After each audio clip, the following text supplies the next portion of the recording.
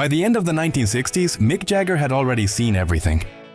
The Rolling Stones had survived scandal, censorship, arrests, and cultural backlash. They had weathered the British invasion, outlived the pop charts, and helped define what dangerous rock music sounded like.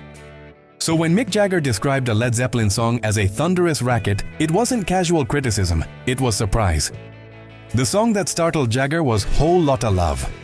Released in late 1969, it didn't just sound heavy, it sounded confrontational.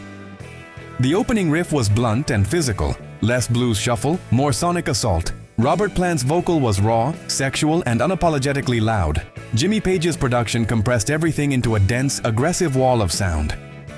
For Jagger, who had grown up inside the blues tradition, this wasn't evolution, it was escalation.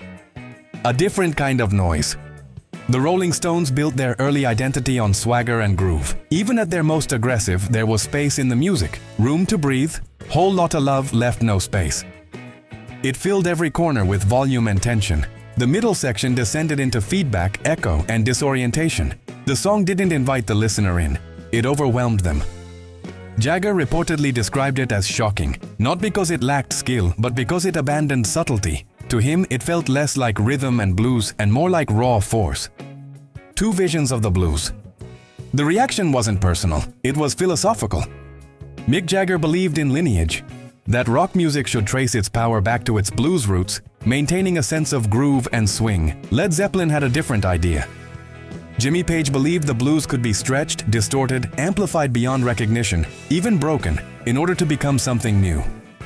Whole Lotta Love wasn't trying to preserve tradition, it was trying to dominate it. That difference unsettled Jagger. The threat of being replaced. There was also timing. By 1969, the Stones were no longer the young revolutionaries, they were the establishment. Led Zeppelin arrived louder, heavier, and unconcerned with the old rules. They didn't need singles, they didn't rely on radio. They played to arenas, not clubs. To someone like Jagger, who had fought to make rock dangerous, Zeppelin sounded like a band taking danger to an unfamiliar extreme. Not rebellion, an arms race. A song that redefined scale. Despite the shock, Jagger understood something immediately. Whole Lotta Love changed the scale of rock music. It wasn't about groove anymore, it was about impact. The song helped usher in hard rock and heavy metal, genres where volume, repetition, and physical force mattered as much as melody. In that sense, Jagger wasn't dismissive, he was witnessing a shift. Over time, Mick Jagger's relationship with Led Zeppelin settled into respectful distance. There was no feud, no rivalry played out in public, just two bands representing different philosophies. The Stones believed rock should strut. Zeppelin believed it should crush. Whole Lotta Love stood at that crossroads, the moment where rock music chose scale over subtlety. Why the shock still matters. Jagger's reaction tells us less about criticism and more about transition. When a legend is startled, it means something fundamental has changed. Led Zeppelin weren't just louder than the Stones, they were louder than the past. They pushed rock music into a physical experience, something you didn't just hear, but felt in your chest. For Mick Jagger, that was shocking. For the next generation, it was irresistible. Legacy of a thunderous racket.